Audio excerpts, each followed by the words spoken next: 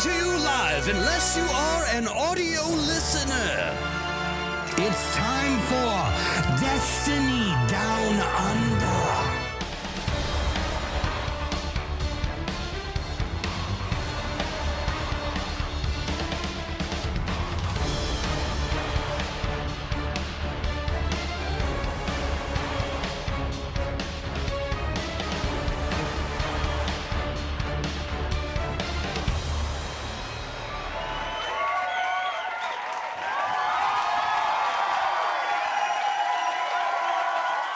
G'day and welcome to the 184th episode of the Destiny Down Under podcast. I, as every week, I'm Log Power Slave. I don't think that's changed in the course of a week. I'm still me. Matt, are you still you? Are you still Mylan Games, or have you become some kind of fucking Halo god? I've been hearing mixed reports. There's been some very concerned people sending me DMs as like, is Matt ever going to come back to Destiny? To which I respond, what do you mean come back? Like you were ever here in the first place? Right. You know what's nice? Like, if anyone's actually been in my stream, when I did Destiny, I would literally talk for like two hours. Yeah. Before I started playing. Unless Twitch staff were in chat, and then I'd be like, no, definitely play Destiny. Definitely. Either that or get over to just chatting. I mean, to be fair, we host a Destiny podcast in the Destiny directory every week where we've never played a minute of Destiny and we just chat. We're still fucking here. So, whatever. Yeah. But I did have someone who jokingly said, when are you gonna play Destiny again? And I, like a fucking Halo addict, I ripped their head off. You know, yeah, I hate when people say, are you giving up on this? I just overreacted, okay? I've messaged that person privately and I've apologized. Oh, really? Okay. Was that bad? It went beyond just the in-stream laugh. It was like it needed an apology. That's severe. Like, look, literally the first and only person to have done it as well. Like, no one has said a peep about playing Halo because they're all fucking Halo fanboys. Like at the end of the day, there's so much crossover between Destiny and Halo anyway. Like the Destiny community is an extension of the OG Halo community, and most people have played it and you haven't. So watching you go through it it's like it's a trip down memory lane. I've been sitting I've watched more of your streams over the last 3 weeks than I fucking ever have combined. I can guarantee you that. Yeah, probably. Yeah. Yep. I mean, I'm up to reach. I'm fucking. You blasted through Halo 3 quick. You blasted through that quick. It's not as long as Halo 2. Halo 2 kind of like is a bit of a lingering fart at the back end. It kind of just hangs around and outstays its welcome. But you know, I said this. Like everyone says, Halo 2 story is the best, and I agree, it's good. I actually think I need to play it again because I think I missed a lot of it because I was either looking at chat or just not really focusing or fucking whatever. And I feel like it's a kind of story that probably gets better every time you play it. Like you sort of maybe pick up on more stuff or just experience a little bit more. So I feel like I think that's always kind of the downfall of really like, especially in a game like Halo where there's sort of 10 things all going on that are like the overarching story, right? And you're one character's perspective when you actually play through the missions, and you get your cutscenes and whatever that kind of like tell you where everything's going. But honestly, I don't think I fully understood everything that happened in Halo and like through the course of all Halos until I sat down and read through all of the synopsises on fucking Halopedia. So I wouldn't feel too bad. Like you get the gist of it. No, you get but the gist of it, but makes... fucking but but everyone they've been living this shit for 10 years. Fuck them. I know. They're just angry little fucking hobbitses. Don't worry about it. Uncle Log's over here. It's okay to be a bit slow, Matty. Log says so. I know. I am very slow actually when it comes to like. Surprisingly, everyone just assumes that I just I don't know, that I have a special part of my brain that's dedicated to story and lore, and like I just absorb it. I don't even need to like read it, it just goes straight into my fucking brain, and then I can just analyze stuff like I don't know. It's Like a the smart person. what you're describing is the exact thing of like when you know how to play an instrument, and there's always that one person who doesn't get the fact that you just don't instantly know every song ever written because you know how to play an instrument. No, there's like that. Oh, can you play this? Well, no. I'd have to learn it. But you play Oh, the but guitar, you can play right? guitar. But you can play guitar. Yeah. Oh, we'll just fucking Anyway. punishes. Nah, it's Anyway, pretty good. look, Podcast starts at when? oh, dude, we haven't even started yet. Do you think we can just change to Down Under podcast? I don't know. Depends how good Halo Infinite is, right? Should we get Keggy to? Can we get Keggy to fucking? I'm not gonna lie. I did for a gag consider hitting Keg up just to do like Halo Down Under fucking overlays. And just change the Traveler to a ring and just just to fucking load that up as the biggest troll at the start of an episode. I can't do it now because I've fucking said it, but load it up as a troll. Just me and you go straight on and act like it's a Halo podcast and see how far we can get. I think the thing with it though, like, I mean, obviously with Destiny, it's all a bit of a lull. There's been a bit of news this week, admittedly, so I've got that to talk about. But I think it's fucking healthy. And if there's games out there that you absolutely think that we should play through in this period of time, be it me or Matty on stream, because at the rate he's going, he'll be done with Halo in a week or two. So yeah, he's going to need this. He's actually going to connect an Xbox to play Halo 4 and 5. Yeah. Yeah. Ugh.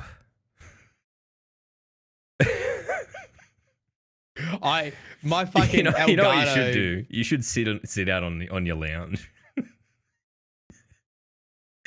Just figure out a way to do it. Yeah. Sit out there with Billy and I do have multiple controllers. We could do a co-op boy. I've been seriously considering doing another playthrough co-op with the lads. Oh, it's heaps more fun. That's what me and Keg did last Saturday night. Started Halo 2. Admittedly, now I've got no interest in playing through the rest of Halo 2 because I watched you do it. Yeah, true. So we might just skip forward to Halo 3 tonight or something. I don't know. But it is that game where, especially when you play it on fuck off difficult, like legendary or whatever it is, and then you start looking into your skulls. And I mean, we're not all fucking Aura that does fucking lasso runs just for for shits and gigs. But it gets pretty sweaty and it's fun, and you feel like you've overcome something when you beat the bosses or whatever. Yeah, anyway, but yeah, look, sorry. You're so easy to derail with Halo. Like, if this was Tarkov, we'd be back on Destiny. If this was another game, we'd be back on Destiny. But like Halo, I can just you found my one fucking weakness. Snag you in. We can fucking talk about it later. We'll circle back to Halo later in the Halo segment. I might have to get a special sting made up for Matt's Halo impressions. Yeah, boy. All right, but look, this week in Destiny, there's actually been quite a little bit pop up. We've got Iron Banner, obviously, has returned on weekly reset this week. So if you're a toxic piece of shit, you can 6-stack, jump in there, and just slap the living shit out of people. We played 6 games back to back on Wednesday night, and Sassy didn't even die. What a dog! Die. Yeah. Let's just clarify. When Log says you're a toxic piece of shit, what he means is I'm a toxic piece of shit. I mean, I do. It's the only time I ever poop myself just to take the fucking take the pads off and go straight in and just try and bend people over. As bad as that sounds. Just whatever. Iron Banner, it is what it is. It's funny. It's has it been worse this season? Because I saw a lot of people saying there's just been 6 stacks left, front, center. I think a lot of people are 6-stacking because I do feel like there's some element of skill-based matchmaking that's crept into it, because it doesn't quite feel like it did the first week or 2 weeks or whatever it was first like instances of it this season. It's definitely changed, and I'm definitely bumping into harder players because I've jumped in and looked at like the Destiny tracker stuff just to sort of confirm my own bias. But look, I mean, if it's not your thing, if you're going into it solo and you're just trying to get bounties done, I think at this point you just got to accept that you're probably going to get slapped because that's just the game mode. You know, like it's and I can see why it wouldn't be fun. And it's not something that I'd be looking to do with my time, but you know, those bounties are worth a bit. You can get some gear out of them, so it's definitely worth doing. It's just difficult doing it by yourself. So I would recommend, no matter what, just jumping out, even if it's not people that you're talking to, just playing a 6-stack. Just do everything you can to queue up with people because it's, you know, it's pretty gross. I don't know whether this was intended that Iron Banner would end up so absolutely fucking gross, but it certainly has. It doesn't seem as bad. Like Crucible, like Control and stuff, they seem, you know, like you win some, you lose some. It's, you know, you can jump in with it, even with a 4, 5, 6 stack and you get competitive games. Where with Iron Banner, it's just you're either getting belted or you're belting people, and there's kind of no in between. It's really weird. I'd love to have a deeper understanding of what's actually going on with those playlists. Yeah, I mean, I haven't played. I mean, yeah, you wouldn't have played it anyway. No, I actually was doing. I've done most of the Iron Banners this season, because I needed the gear. So yeah. Well, I mean, you know, there's always that. Jump in and play for a couple of hours. Is that artifact fucking bug still around too? I'm not sure. I haven't heard. I thought they patched it, but I'm not 100% sure now. Yeah, I don't know. Right. The other thing that I did this week, I did on Monday night, and it wasn't a planned thing. It was just sort of me stirring the shit up with the TA boys in the clan. But I just said, well, I'm going to be streaming, come in and 1v1 me. And well, that's right.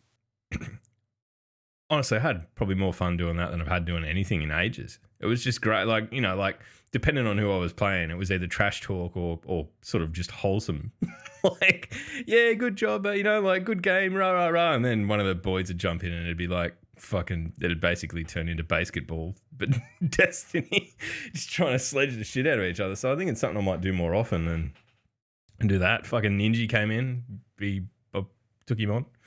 He went pretty easy on me, I think. But we had a good conversation while trying to kill each other about how overpowered auto rifles are in the sandbox meta, in the sandbox at the moment, while both using auto rifles. So I mean, your auto rifle is disgusting, though. Yeah, it is.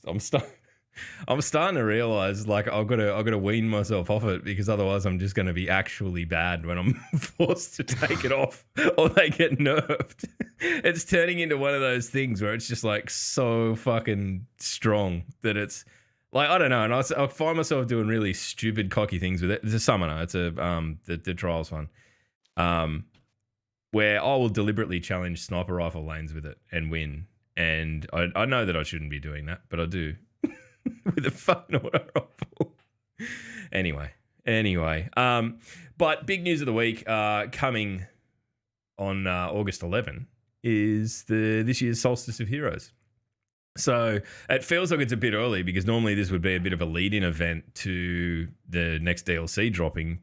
But given it's not coming till November, they've kept the normal time frame for this. So we're going back to the the EAZ, the European Aerial Zone. We'll be running around in there. And look, what I might do, I might just play the little trailer. How about that? Let's do that. Yeah. That's a good idea.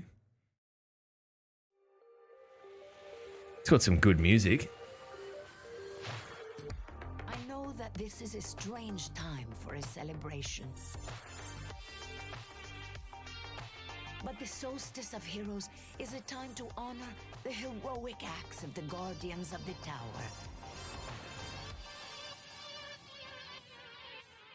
Fucking yeah!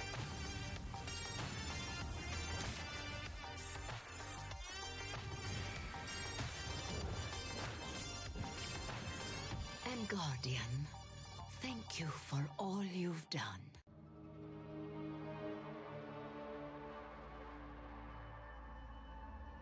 So there you go. That was a bit of a cruisy schmoozy tune there to accompany. Yeah, it. Look,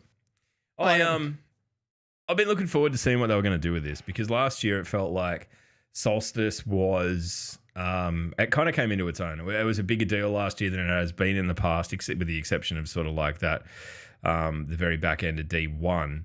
But I don't know. I'm worried looking at this that they haven't quite done enough with it. But I will say that the armor models look absolutely fucking sick. The glows and all of that stuff here. I'll load it up now. I'll pull it up on screen. They look incredible, and when you add the elemental glows to them, I'm about it. I can see myself wearing most of it. So what do you have to do? I never get through this shit, man. It's too much. Look, it's not too. It's fine though. It's too much. It's also fine. Yeah. All right. I'm like, so it's too much. It's fine. I don't need to have everything. It sounds like a pretty similar fucking process to last year, all told. So you're basically leveling up your gear. So you start with a rare set, upgrade it into a majestic legendary set, and then blah blah blah. Magnificent. What activities do you have to do? They haven't fully fleshed it out, but they said that the magnificent set, which is the last one, you need to complete. And they're not.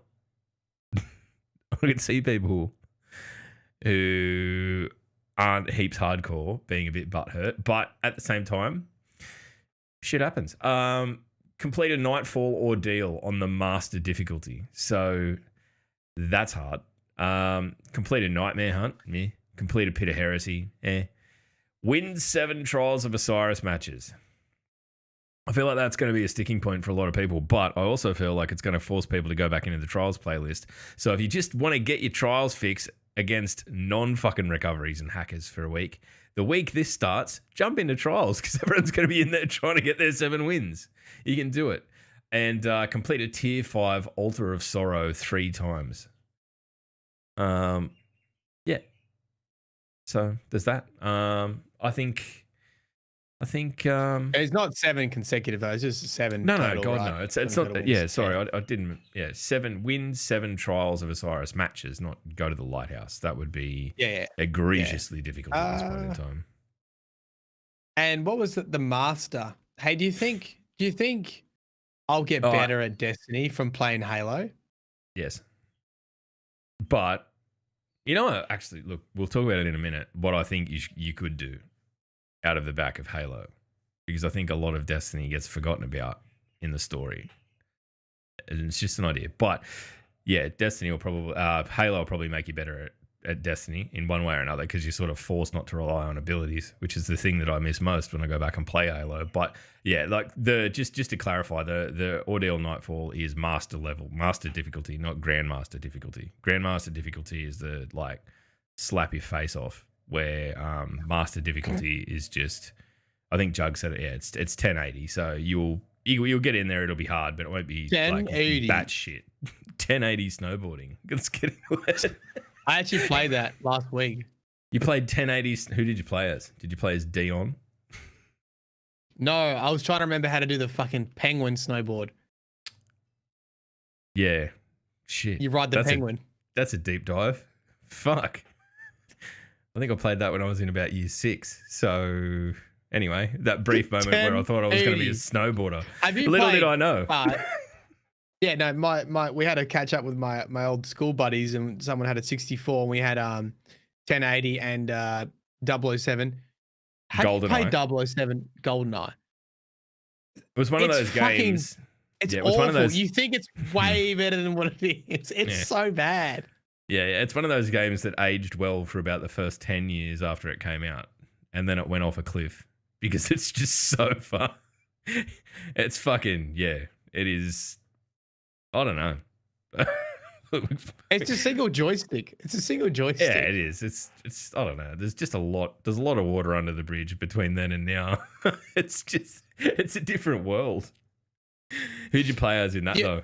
I'll tell you who did you play as? Oddjob. Easy. Yeah, of course. Oddjob. You have to. Smaller target.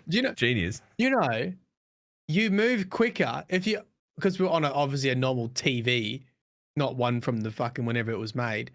You move quicker than the frame rates. Like Like, So it's offer just people inbuilt like, screen tearing. It's not even fucking possible. dude, go back. It will actually hurt your fucking eyeballs. It was. I actually couldn't play it. I have enough It would trouble ruin just your playing on childhood. a console these days. I think playing on a fucking Nintendo 64 would be about the end of me. I might dig out Pilot Wings and give that a fucking red hot crack. All right, what were we talking about? Just shit as per usual. Sorry. No, it's good. It was a Doesn't bother master, me. grandmaster. You said Yeah, 1080. So that's 1080. That's what they're the hardest. Yeah, look, that's the tangent. We've traced it all back.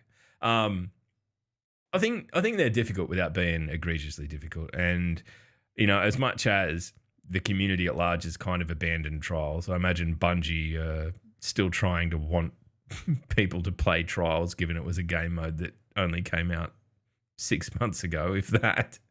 You know, it's yeah, God, man, I don't want to get back into fucking talking about trials, but it'll be interesting to see how people react to having to play it a little bit. I think This is the thing, though.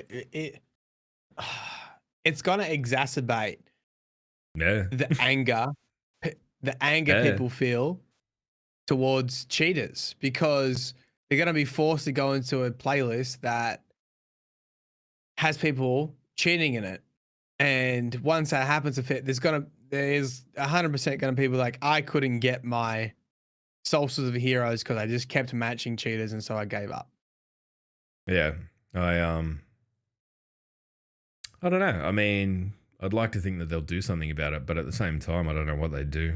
It feels like a bit of a lost cause at the moment, which is sad. I'm just hoping that enough people get in and try and get it done in the first few weeks, that if you're on the ball and you want to have a crack and you jump in, then that you're likely to get people who are also doing the same thing. You know, like it'll be a bit of an influx into the player pool, because right now it's fucking horrible. Like it's borderline unplayable, and I'll say that as someone that was initially really enjoying it when it first came out. So I've not been into it for weeks, and the last time I was, it was shit. But yeah, look, let's jump into something positive. Can we just talk about the beauty? I know that everyone gets the shits at Eververse, but I just want to talk about how fucking incredible the Sparrow, the other Sparrow, and the ship look for the Solstice of Heroes.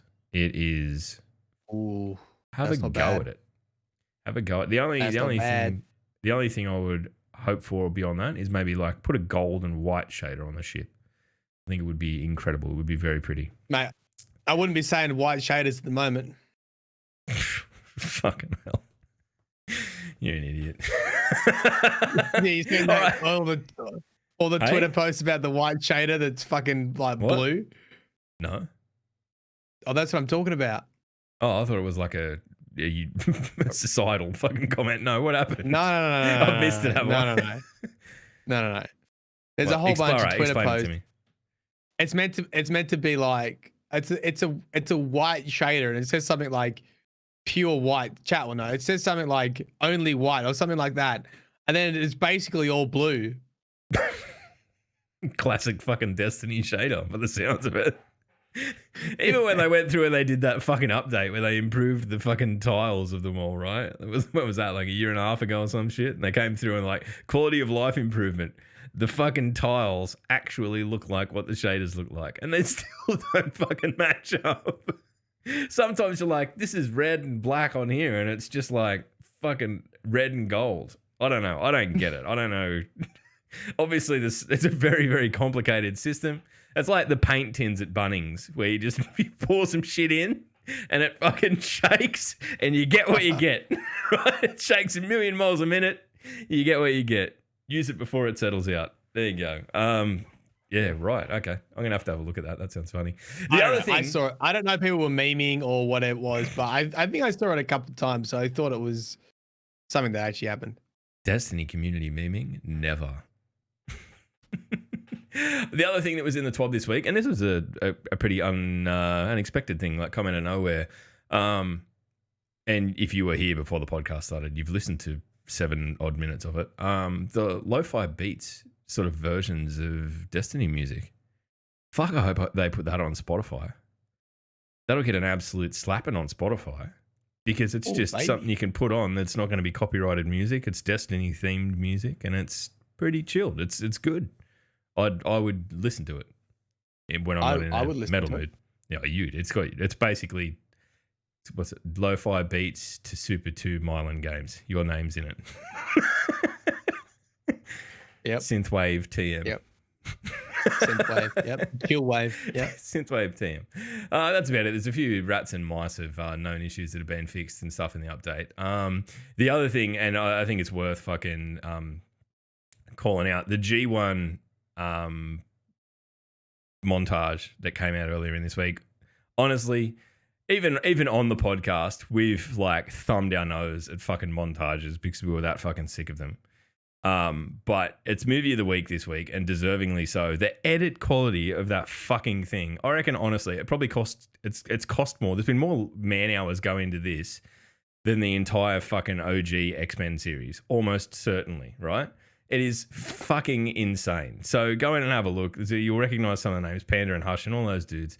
But it's something. It's like, I am off them. I do not like montages. I think like most of it is just self-flagellation. But this was, I don't know, it felt like the intro to a really well-scripted fucking anime or something. That was the vibe that I picked up. So even if you don't like montages, the thing I don't understand about montages is like, I 100% appreciate how fucking bonkers the editing is. Yep.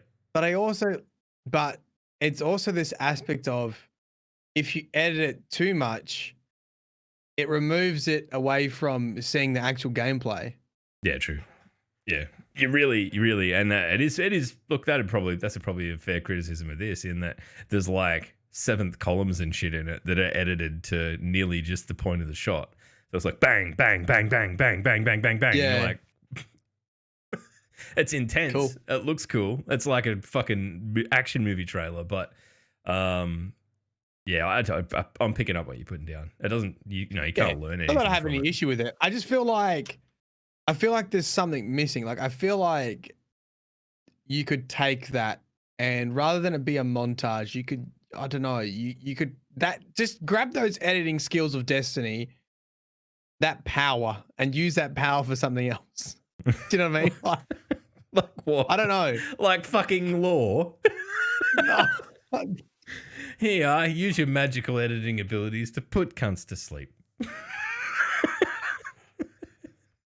Also, that's a perfect segue, because now we're in your segment where we talk about law, so there's that. Oh no. Oh no, what have you done? You're not prepared. Well, the video this week. The video this week is the anthology reading. Yep.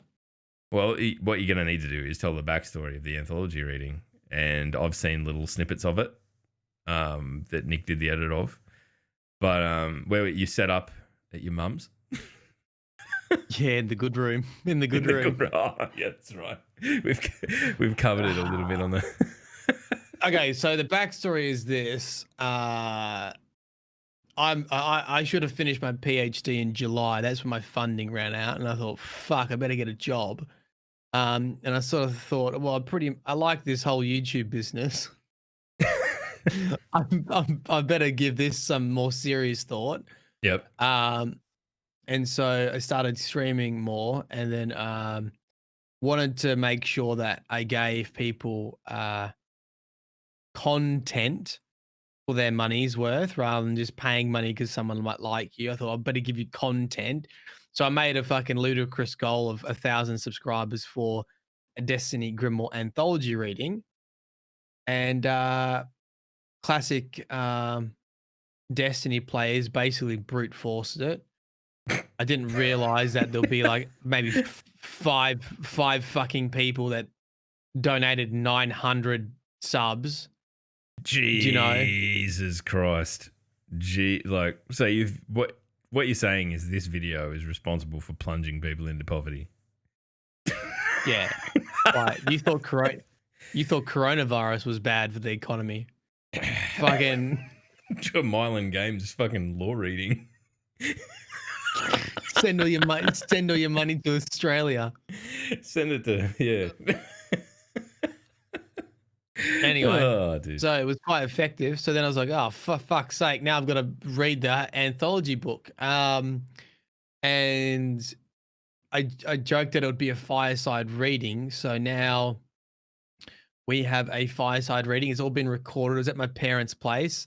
Dad was fucking basically. I don't know if this has ever happened to you, but we forgot that we had a fireplace. Yeah, it was like covered up. Like it's in the front room, the good room. Yeah, in the good room, which is now the pool room. Righto, yep. And in my entire life, I've never seen it on. It's never been on because there's another pot belly in the main living room that's always been on. That's been the fireplace. This is just always in my head. It was ornamental, and we were literally sitting around at family dinner. And I was saying, "Oh, look, I've got to fucking do this recording now. Like, can I come over? Can I come over your fireplace? Can I come over to borrow your fireplace?" And the weather was starting to get colder. Initially, I wanted to do it outside. And too much and wind. Sort of thought, too much wind. Yeah, it would be a bit of a bastard to control all the elements. Fucking wind, airbend it, so it was good audio. So then I thought, oh no, I'll just put a chair next to the pot belly in the living room, and then we're all sort of debating. And then my brother goes, "This is in my parents' house. We're having dinner." He's like, "Isn't there a fireplace in the front room?" We're like, "Oh, there is." We're like, walking. There's a fucking fireplace here. Everyone got up from family dinner and like moved the furniture. What? So you've never used it. It's a bit. Was it boarded up? Did you have to like excavate? No, it wasn't boarded up. It wasn't boarded up, but it's in the pool room. The pool table was. So I had to move the pool table out the way, make room for. Where'd you get your hat from? That's the. No, that's mum's hat. That's mum or dad's hat. They've had that forever. The Cobra, fucking whatever it is. With the corks hanging off it. That's on the hat rack at the front door. You look. I mean, how long does it go for? It goes for like fucking 3 hours or some shit, doesn't it? 3.5 hours, I think. Whoa. What do you recommended? Like, are you going to recommend people?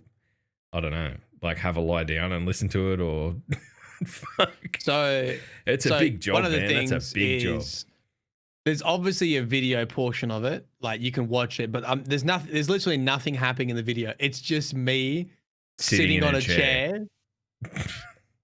It's literally just me sitting on a chair reading from the book. That's it. And there's a nice fire in the background. And a nice so it's fire. not something. And you're wearing an Akubra. Yeah.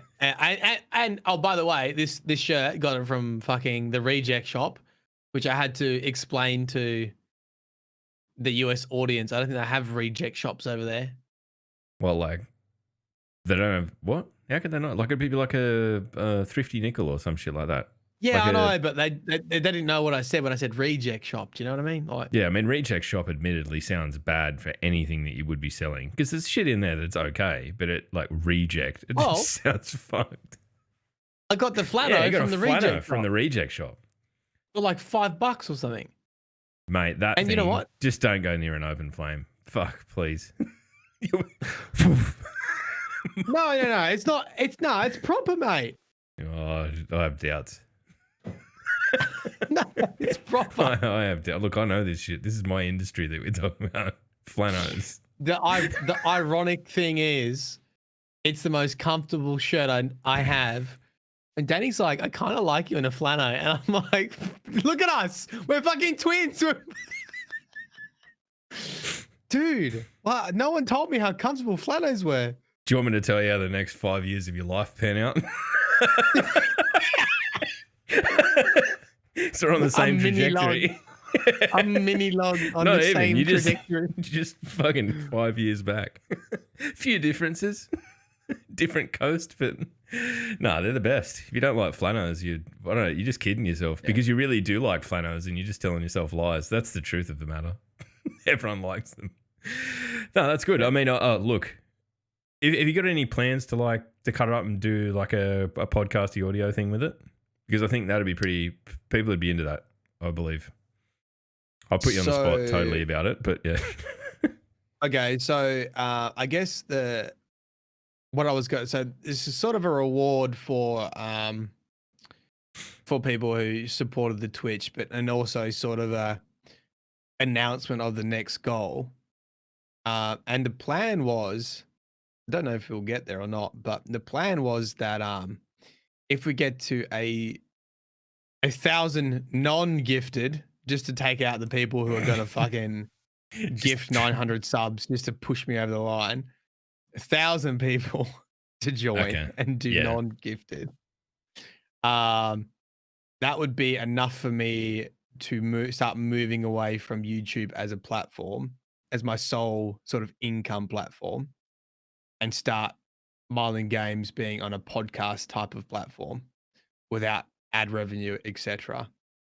It makes you a bit nervous because it might fuck over a whole bunch of things, which is why it sort of need a Twitch baseline. Yeah, hedging your bets. That's income. Fair enough.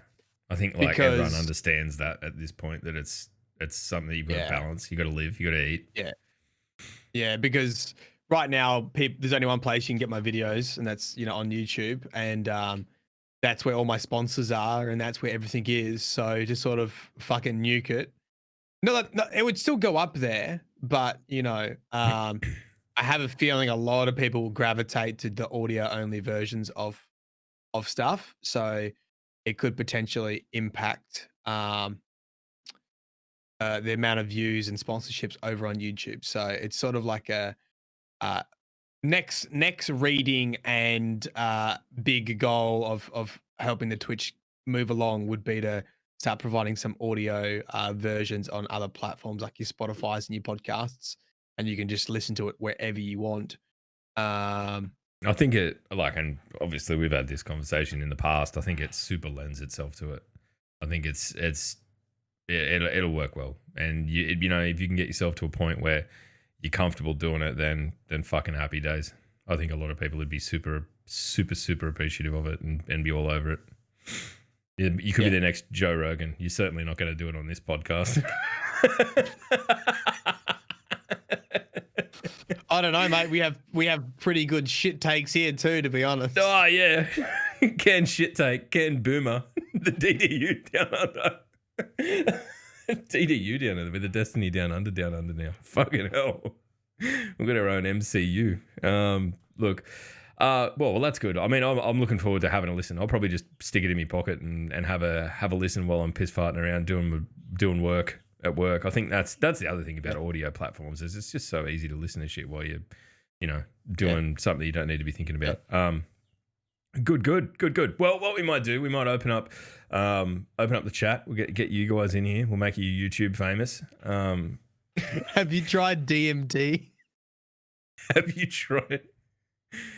Look, come on, that's a Joe Rogan. It's a Joe Rogan joke. Yeah, I know. There's an answer to that question, and I'm not going to give it on a fucking podcast. That's for sure. Yeah. All right. Yeah. You should do Halo reads. Just read the novels, the Halo novels. Mate, they're already on Audible. You don't need that. There's no point. You'd nearly be competing with a fucking Microsoft-owned product. I wouldn't do that. That would be a bad idea. No. All right. Well, if you got any questions, fire away. But so you dived into Reach today, Maddie. It's a bit different, isn't it? It's a bit different. The graphics, I think, is the best one so far. Well, that's the most recent one. That makes complete sense. Wait, isn't 4 and 5 more recent? Oh yeah, but I mean, are you comparing it to them? You haven't played them yet. Shut up, cunt.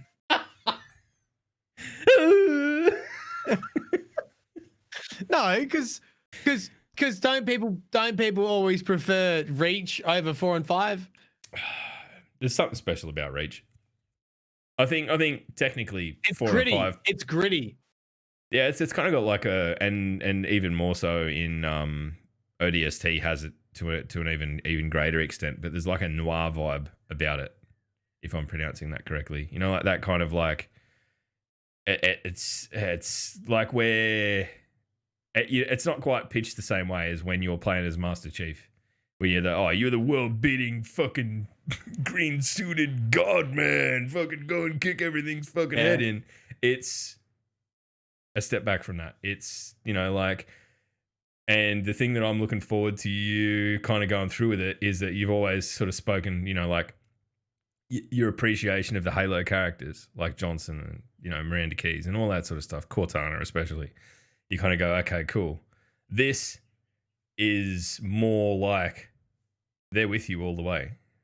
Those characters are with you all the way. Your squad's with you all the way. Noble team's with you like throughout the course of it. So it's a different thing again. And it's I don't know. I think it's the best story that they've ever done. But it is different. Real. Yeah, really. It is. And when you understand, look, you'll come away from it at the end and go, oh, I guarantee it. I'm not going to talk in spoilers at all. I wouldn't do that to him. I wouldn't be that guy. Because someone asked me again, all right, now I've played Halo 1, 2, and 3, and I've just started Reach. Someone said, what's your favorite still? Man, it's hard to go past Combat Evolved for what they did at the fucking time and how they just got fucking everything right. The mission lengths were fucking perfect. The pacing of it was perfect. The way that you felt smart because you discovered how to get through a section.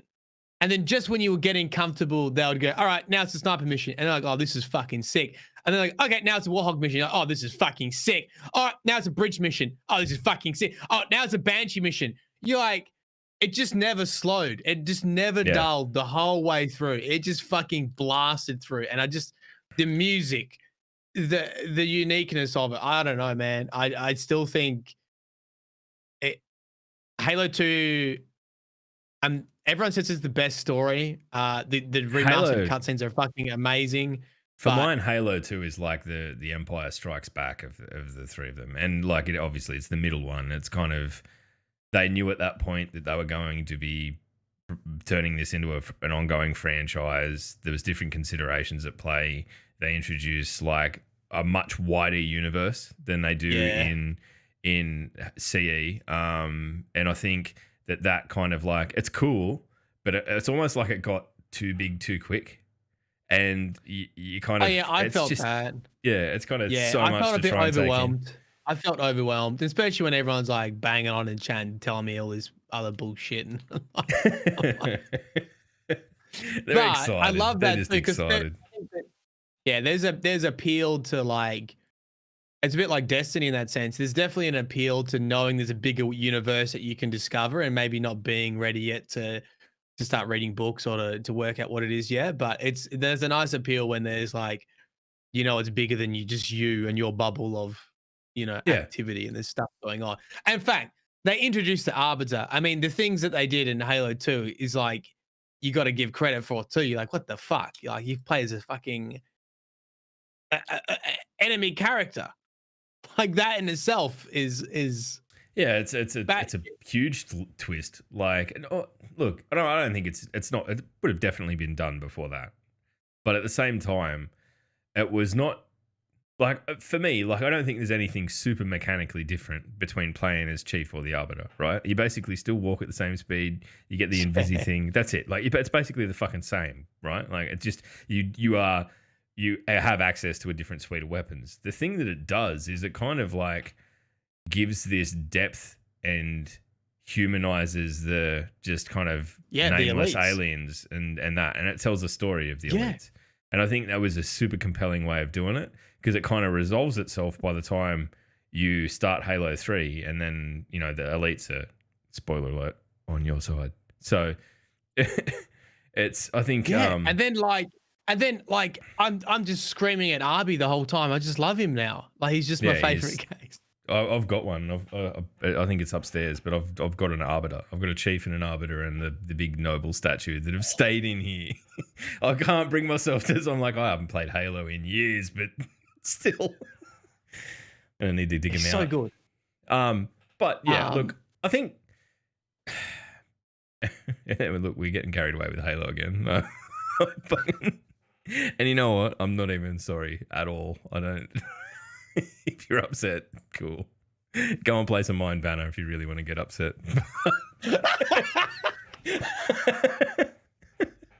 Or wait till Monday and then come 1v1 me. Filthy plug. I think the thing that you'll get the most out of is going back through it now that you've got a bit of a idea where it's all headed, and when you're just doing it for fun, playing in co-op, because that is probably the last game that I played. I don't think I played through Reach more than about twice, but I played through the Halo 3 campaign fucking heaps of times, and just doing it with mates progressively harder, like up to like skulls on runs and all that sort of shit. I think that there's an element of replayability in that game that is probably, I don't know, for whatever reason, I think like Destiny tries really hard to do it. They try really hard to do it when you think of like adventures and all that sort of stuff. Like there are meant to be these replayable missions in the game, but the actual story of Destiny kind of just, once you've done it, you blast through it, it's kind of curtains. And I think that I don't know. I've been thinking about this for a couple of weeks. I think that that happens because Destiny has this big end game, and like you kind of like, there is no end game in Halo, right? There is just, you're playing PvP or you're playing the story, and that's it. Where with Destiny, there is this like, okay, cool, I've finished the story. I never need to think about it again. I'm going to go do raids or fucking Crucible or dungeons or, God forbid, Gambit, and I feel like there's part of that, like I feel like, sure, we have strikes. Fuck, I cannot get on board with strikes. But I feel like if there was a way that you could progressively run through the story campaign on increasingly batshit difficulties of like level, right? Like an equivalent of the Skulls system, where you can go in and you can make a conscious decision of, much like doing Nightfall strikes, where you can toggle on different, options. Like with the systems there, I just feel like there's something that is fundamentally like missing in Destiny in that way, is that like the focus on that campaign story that's told. And because of that, you kind of go, And you look at the Destiny story and you go, it's whatever, and I got through to the end, and now I'm playing all the shit that I want to play. I feel like because of that, Bungie now goes, well, it's not really worth investing huge biggies in. We're going to worry about the end game shit because that's what people want to do. But I think that it's sort of like a chicken and the egg thing, where if there was more in the campaign and you could do more with it, more people would be back playing it.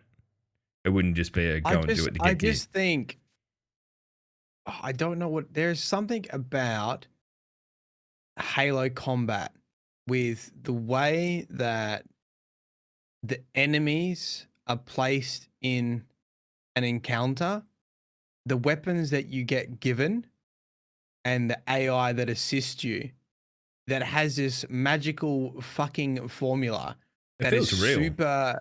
It feels like engaging. I don't know, real's the right word, but it feels like you are in the situation, not just trying to get through. Yeah. Whereas Destiny just feels like, all right, we got to find the corner with the most cover and just unload clip after clip after clip, and then eventually that boss will die. Yeah, there's a lot of chipping away at things. I think, yeah, I mean, it probably does come back to some extent at least, the fact that you can take any loadout into any activity. Do you reckon it's the limitations on weapons? That's probably it, really. I do. I think it's a huge part of it, because if you're up against hunters, and you know this because you lived it only a week ago, but if you're up against hunters and you've only got energy weapons, like in Destiny, you just change. You just put your fucking mountaintop on, blow them fucking bits, off you go. Hunky dory. There's a level of like, I don't know, like the way that things were balanced against each other in Halo, I don't think happens as much in Destiny. We have shields, sure. We have match game like stuff, where, matching elemental damage and whatnot dispels shields quicker. But it feels like that outside of raids and parts of the game where there's mechanics, it feels like the problem-solving aspect of engagements in Halo didn't transition to Destiny 2. And for that reason, to Destiny. And for that reason, it's less engaging. All the enemies feel like mobs. They don't particularly feel like something you have to defeat. They feel like just, okay, well, here's Thrall, whatever. It's not like fighting, grunts. Yeah, grunts and elites and grunts and Thrall and dregs are kind of all the same tier sort of thing, right? But hold on, I'm gonna pull you up there, right? Yep. Grunts Yep. have more personality than any enemy in Destiny. You need to go back and play it on bloody Grunt Birthday Party, Cobber. Have you heard that yet? Yeah, well, they're like, they're like, now that you've finished the campaign with once, the exception, you should with never the exception of raid bosses who have a whole bunch of backstory and like, Oryx and that kind of stuff. But what standard enemy character in Destiny do you feel any emotional attachment to? Look, I'm not going to say that I'm emotionally attached to grunts either, but at least they're funny. But sometimes you feel bad for shooting them. They're screaming, they're yelling away. And they're like, sometimes they're running towards you. Sometimes they're sleeping and you're fucking slaughtering them. They're just sleeping up. I sort of feel bad. Is this little bastard sleeping up against a rock? I'm going to put my giant fucking mechanized green fist through its fucking head. I guess that's the other thing. I mean, there's no real characterization in that respect of like Destiny enemies, right? You never stumble on them doing something. They're always kind of just standing there waiting for you, right? I mean, back in the day, you sort of used to get the few Thrall that would be like in the corner, crouching around, looking like they were eating at bones or some shit. But I don't think that we really do that. They all look like they're patrolling. And I think that's part of it being like open world and it can't be as scripted. But at the same time, I feel like that is, I'm just trying, like, I haven't thought about like this part of it ahead of time. This isn't a scripted thing. I'm just trying to flesh it out as we go. Just trying to like really knuckle down on why it feels so different, because like the ingredients are there, right? Like you look at fucking, the elites more or less fucking are the Fallen. Like the Fallen are nearly the stand-in for the entire Covenant, right? Like they're there. So, and then the Hive and the Flood. I mean, admittedly, you don't have the tiny little whatever they're called, fucking pustule popper fucking shits. Pustule poppers. But it's there. So I think you've kind of articulated it there. You don't feel anything towards the Hive, like a Hive unit. Like you go, okay, well, here's the Hive. And when you think, if you say Hive to someone, they don't think of Thrall. They think of Oryx, really, or Sabathun, or, Yeah, Crota, you have these like subspecies as well, like these sub. That was what made the Covenant really special too, because they had all these fucking subspecies mixed in. I guess the Cabal have the Scions. Yeah, they got the Flayers and that, and the dogs. Do you know, I just sort of realized, like, I feel like in Halo you've got the way the enemies and the AI and their abilities all work together are really quite unique. Like, you have the Flood that will rush you, but you've also got different types of enemy Flood. Sometimes they'll be having a fucking rocket launcher, which completely changes an encounter. They just like one tap you, or they'll be holding nothing and they'll just fly at you, or they'll get your shields low and those little creep. You have the explodey boys and they'll come and. I feel like most of Destiny is just like, we shoot you, you die. Yeah, and I think the other aspect of it is that, like, where that rocket Flood dude is, if you're like, fuck, if I take him out first, then I can go and get the rockets. You don't get that in Destiny. There's no strategy in that respect either. But touching on something that it's scrolled up now in chat, but Dr. Blight says it here, but and Morbid, that the AI in Halo, to an extent, it seems like every individual unit you face wants to live. Like they're there to fight you, but they want to live. Where there's a thing in Destiny where probably the Fallen have it to an extent, but most of the others don't. They just come at you until you, like, especially the Hive, they'll just run at you, right? Like any of the underling units. I think that, I don't know, maybe that's an open world function too, in that, you've got only so much AI stuff that you can do that's completely unscripted. But I don't think we've really ever talked about Destiny AI, and I think it's like, it's I've been probably an paying interesting topic. I've been paying more attention to it going through since playing Halo again because I don't know, there is something there that didn't really cross over, but Because the main mechanic with Destiny is like, originally was like, this guy has purple shield, make sure you shoot purple bullets.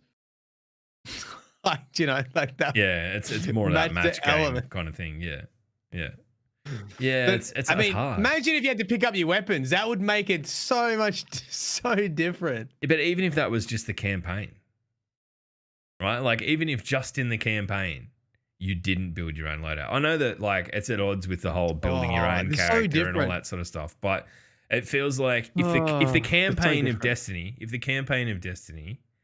had to have been all about you surviving on your own and finding your way back to the tower, rather than it getting just like you do that in the space of a mission. Like if it was a story of survival of like this person who doesn't understand their abilities, and it's nearly entirely narrated by the ghost, and you're going through sort of fleshing it all out yourself and scavenging from what you can find, and that's how you advance, and then the end game is boom, you're at the tower. We kind of had that with Destiny 2 as well. I feel like it's a heaps more compelling thing because then the end game is, oh well, I'm at the fucking tower, cool, now what? And I'm not going along. I can pick whatever I want now. That's the ability. I don't know that it'd lend itself to people going back and playing it anymore, but I don't know. It kind of it does disappoint me. It does disappoint me. It's one of those things. The weapons is one thing, but I said this on stream too. I really felt like the T for teen rating just fucking took so much wind out of Destiny's sail. Like when you go and read the lore and you see how brutal it can be, and then you go play the game, there's such a disconnect there between the universe they're trying to build in the background and what you get to play in game. And I feel like Halo was building universes in the background and you fucking lived it too. People would... I saw Miranda die in front of my eyes. Yeah. I saw Master Chief strangle the fucking, what's his name? Truth to death. Prophet of Truth, like, yeah. Prophet of Truth by just fucking ripping his throat. I saw the initial dialogue of Johnson. He's talking about ripping out intestines and strangling the Covenant with their own fucking innards. Yeah, you raise a valid point. And there's kind of like, I don't know. I think the Hive would be a lot scarier if they could push that boundary. I feel like that's what... Look at the worm god. What's his fucking head? Grave mind. Yeah. That's what a worm god was meant to look like. Yeah, it's the same thing. It's, absolutely. I mean, we've only seen the baby worm god, so there's still hope, but still. I don't know. That thing was terrifying in the cutscene. I think that like Gravemind is probably my favorite character through. I mean, you can't really call it a character. I guess it's a character. Of course it is. It's just this kind of like, it's smart, but it's also unknowable. And I think that like Destiny initially did a really great job of that, because there was like, especially when you think back about like the way Crota entered the game and stuff. You know, Eris narrates this sort of thing, and she is terrified of this character. And now it's like, we've gone on in the space of a few years, we've killed him, his dad, and just about everyone else that's put it in our way, and it feels like the stakes aren't there anymore, where, oh man, I don't know.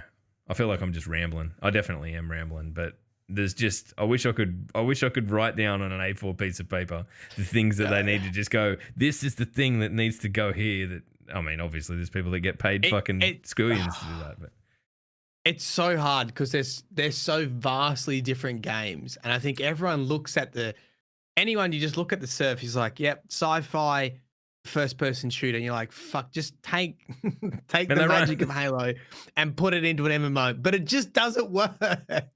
The other thing, and it's going to be very interesting to see how this pans out with Infinite, because like, admittedly, we've been kind of more the poo-poo Destiny, you know, like compared to Halo, right? But you release Halo now. You release Halo 3 right now, even if it had the best graphics in the world, without a functional endgame loop. it's just going to lose momentum and lose momentum and lose momentum. And the reason that we're still here 3 years after Destiny 2 came out is because of the end game stuff. It's not because of the story. It's not because of, and the PvP to some extent. Right. It's a different environment right now. It's completely different. It's a different space. So to go through and say, well, like Destiny's story, it doesn't hold a candle to Halo's story. I totally agree, and like I love them both probably equally, right? But Destiny's endgame is Destiny, right? It is the whole game, more or less, rather than just the training wheels that get you there. And Halo just had the PvP going. Like you can go and experience it now. You can jump in, and it's basically like the Crucible, but maybe a little bit sort of more fleshed out. That's it. There's no, and then it's go back and play the campaign if you want a PvE experience. Yeah, you're fucking not wrong. Like what? That's what I mean. Like never had like an end game, right? It's super easy to sit and go, like when I played Halo, it was incredible. Fucking oath it was, because you played through the campaign and then you played a bit of PvP and then you probably moved on to COD or whatever that came out 4 months later. And you remember this really short, intense period of being obsessed with it. I mean, I hung around Halo for a long time. I played a lot of PvP, much like SAS or whatever else, but that becomes a different thing when you're focused on getting better at the game. There is nothing, like, it'll be super, I'm really, really can't wait to see what they do with Infinite, because if Infinite comes out and says, look, it doesn't have an end game loop, then they're going balls and all in with a story, and it'll be incredible in that respect. But it and Destiny will coexist. They will not be competing sort of things. I have no idea how you take a game like Halo that is so driven around singular characters and blow it out to be a game like Destiny. I don't think you can. So in that respect, PvP, right? That's where if they get PvP right, I mean, has there been like Halo like esport? Has there been a thriving Halo esports? There was back in the day. Oh yeah. And when did it die? I don't know. I mean, it felt like Halo 3 was like the pinnacle of it. For a game like Halo, that's got to be the not the loop, but for Destiny, it's the constant grind and the upgrading seasons. And then for games that aren't like that are not an MMO, it has to be in the PvP realm. And if you can get an esport out of it, I mean, look at Fortnite. Is Fortnite still fucking going? I think so. PvP. I think so, and you're right. But it's kind of an asymmetrical PvP experience. It's not just loading in and team deathmatch and that sort of stuff. It's a different kettle of fish again. So I don't know. Maybe they make a fucking Halo battle royale. Let's hope not. But I feel like that trope is done. I feel like would it work? Probably. Yeah, battle royale's done, right? But if anyone can think of well, I guess it was Bungie. Like the game modes in Halo are insane, right? Yeah. And I think that may be the way that they're going into it. I feel like if there's any franchise right now that can push to be a competitive PvP game in that MLG vein, it's still Halo. Reach, and I've seen this in chat, Reach did kill it, because Reach came in with well, not just sprint, the abilities. And all it was there was too many fucking variables, right? Just too many variables. It was no longer about gunplay. It was about fucking armor lock and boost and jetpacks and fucking sprint. And guess what? It's halfway Destiny at that point, which is probably why Destiny will never be an esport. Like, I think we're all at peace with that. It's cool. There's some incredibly talented people play it, but there are too many fucking variables in Destiny for it to ever be that competitive sandbox shooter like what Halo was. So I think that if there's anything that the Infinite can do, if they focus on that and they fucking pump money into it and build it, it could be a thing. I don't know. I know that the campaign is supposedly set in a big open world on the ring or whatever, but I know very little else about it. So if I've missed information, please feel free to tag me or the fucking podcast in articles on Twitter or whatever, and I'll absolutely read them. But I mean, part of it is. Sorry, Matt, you go. would people be hyped? You know, how long has it been since an arena style shooter has been a competitive game? Because I mean, that was like the original competitive, right? We're talking, what was it? Quake. Yep. Was it anything before Quake? Was Unreal Tournament before or after Quake? Doom. That's it. Doom. But as a competitive game. Unreal Tournament was after Quake. I'm pretty sure. As a competitive game. Doom had PvP, but I don't know that it was. It's a different. You know, it was the fucking early 90s, man. It's a different kettle of fish. Like, the thing is, like, are people interested in watching arena style shooters anymore? We've had the battle royales. We've had the hero shooters now.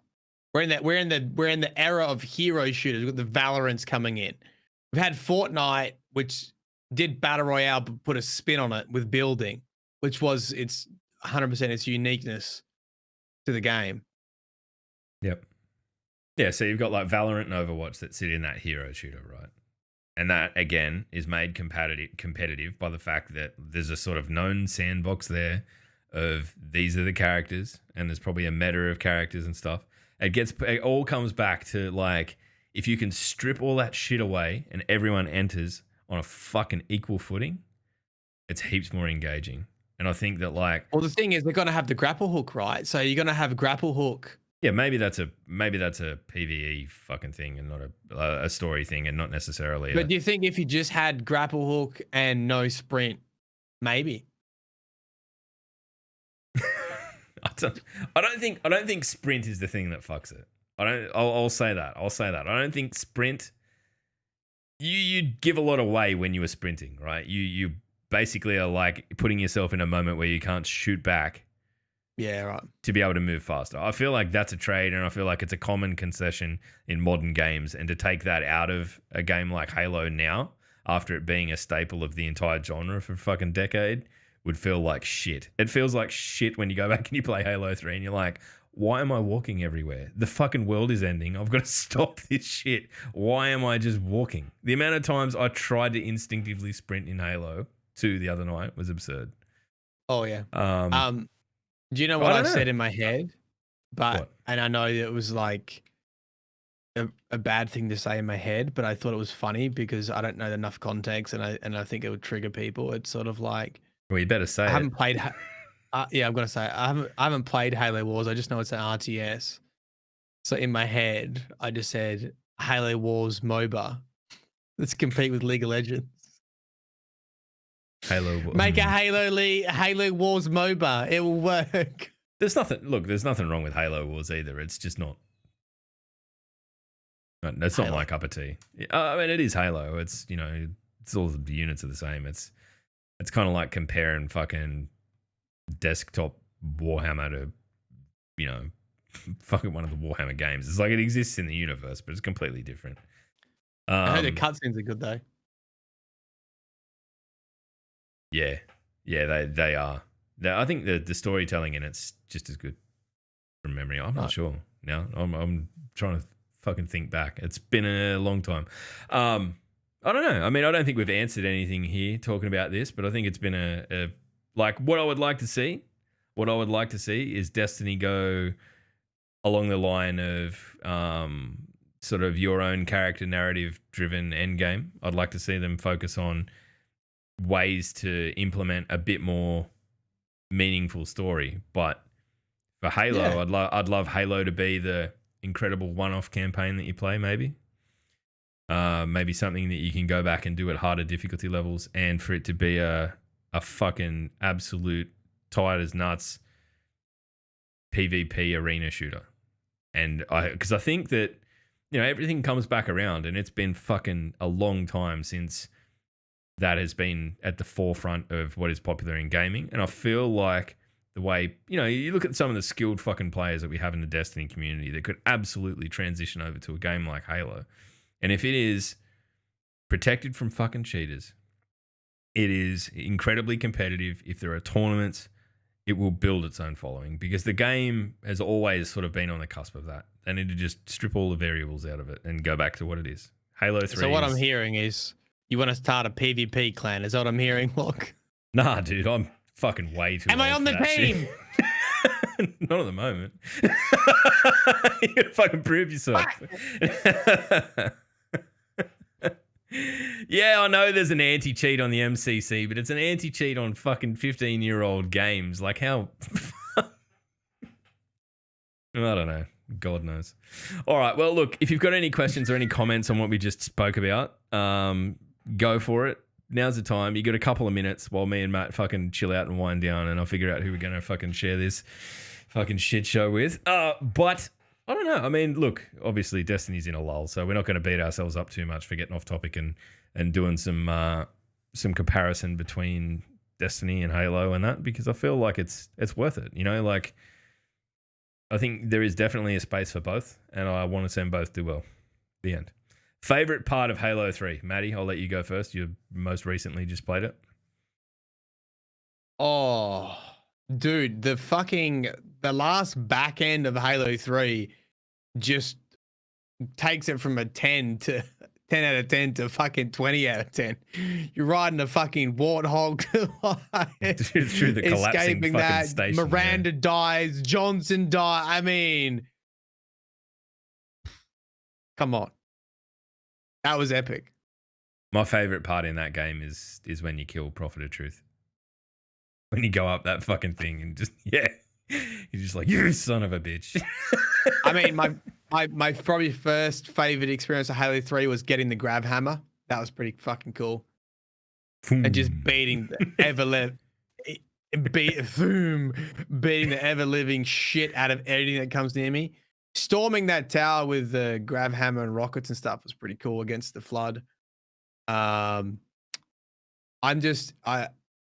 That last section just goes from like action sequence to cutscene to action sequence to cutscene. Like you're in a fucking frenzy of storytelling, and it just doesn't let up. The back end of Halo 3. Yeah, and then the ending, you do a full circle. He goes back into the fucking pod. It's that. I was just fucking going, where's Master Chief? Where's Master Chief? And then it chats like 117's his fucking tag or whatever. I'm like, no, he's not dead. I haven't seen a body. And then it fades to black, and then it comes back again. I'm like, are you kidding? And then he jumps in the cryopod. Are you kidding? Yeah, it's pretty special. It's pretty special. I think I'm super interested to see what you take out of Reach, because knowing that Reach is like the prequel to it all it's special in and of itself. All right, cool. No other questions. Good job. Spoilers. Sorry, external, if you haven't played it yet. Sorry. What is a moment you will remember forever in Halo and felt iconic to you? I feel like I've had every experience that every fucking 12-year-old's had in the last. I've experienced it. Like you guys took 19 years to get there, and I've done it in a month. Yeah. And I've said the same shit. Oh my god, this pistol's a sniper rifle. Wait, it one shots a hunter? Like just like... Yeah. Oh, look. You know what's unique to me? I don't know why. I can't find tunnels and hallways. I'm really bad at it. I heard about this. My sparrows fucking told me about this. My biggest enemy in Halo is fucking buttons. I can't even find the fucking buttons to press. Look at our group chat, and there's just this thing. He's missed the fucking door again. Like, I got other shit to do. I'm worried about what fucking Matt's doing. What do I think? I don't know. What do you think? I can't answer the question. I'll answer it in a week or two. Surely you've had a co-op. It's probably a co-op. Oh, you can't say because it's gonna be spoilers. Is it? You must have some co-op experiences that you would like. Probably finishing Halo 3, like legendary with. I can't remember what skulls we had on, but that felt like that was probably the original raid feeling, like that. You know, finally doing it and then being there at the end and sort of like, you know, you finish the last fight and then someone's got to fucking drive the. I mean, that was how. If you ever watch me and Keg play, Halo, there's this thing where I'm the default driver because we took it in turns finishing Halo 3, right? You know, the big run at the end, and I was just the one who could do it. So I'm the driver. I pull rank. I'm the dude. But I don't know. I mean, that whole thing is, I think it's kind of beautiful in a way that the Warthog at the end of all things gets its sort of like, it's the real sign off from Halo 3 because it's the kind of the vehicle mechanics in that game are so fucking good, yet so understated. And it's just like, right at the end, the Warthog run. You know what? Actually, you know the other really good part, I've just remembered it in Halo 3? The introduction of the Hornets. The Hornets are some of the best fucking missions. Yeah, true. They feel so good, these little hovercrafts. The way they introduce the Flood in Halo 3, I feel like there is the big snot fucking buckets. Boom. And then it's, and then you're going through that fucking factory and it's just dark and evil and you've got the shotgun and it's like the tone of the whole game changes because you're not in the fucking Pacific Northwest on the beach anymore. Just fucking looking at pine trees and driving your Warthog around. Now you're fucking shooting things that explode into pus with a shotgun. Get fucking with the program. You know what was a great one? Is when you had to cross that bridge and the Flood actually join you. Yeah. Yeah. And it's just such a trip. It's just so, like, I don't know. Yeah. I feel like Destiny would benefit from that with like the Hive or, like there's kind of a tiny bit of that when you get the spiky boys on your side, but I know I'll keep bringing it back to Destiny. Just make Mithrax Arbiter. Just Control C, Control V. Oh, just even the voice lines. I don't care. Just straight, I don't care if he calls me Spartan or Demon or anything. I don't care. I'm fucking fine with it. All right. Well, we might wrap up there, but irrespective of where you were listening to us shit on about Destiny and Halo, thank you very much for your time and your mind and just being an absolute legend. It's, Destiny at the moment is in a lull. I keep saying it, but I think it's important that if you've got other things that you want to, get stuck into, like what we're doing with Halo and just nerding out a bit over it, I think it's absolutely the time to do it. And I would encourage you to do so. And let us know what you're doing. Like, I mean, we're all still a community, even if we're all doing different things. So if you find something that's fucking cool, let us know. We want to know too. There's, we're looking for shit to do as well. So rock and roll. All right. Maddie, where will the law find people this week? The law will find you in a place where you can't take your drinks because it's the good room. It's the good carpet. You're not allowed to have your Coca-Colas in there because you spill it on the carpet. In front of a nice crackling fire, there's some weird creep wearing an Akubra and a fucking checkered shirt speaking in a microphone. The law's going to find you very soon.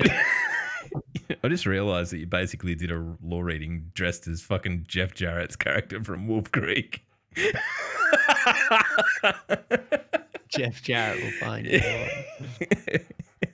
G'day, love. All right, that's it. See you next week. We're going to raid.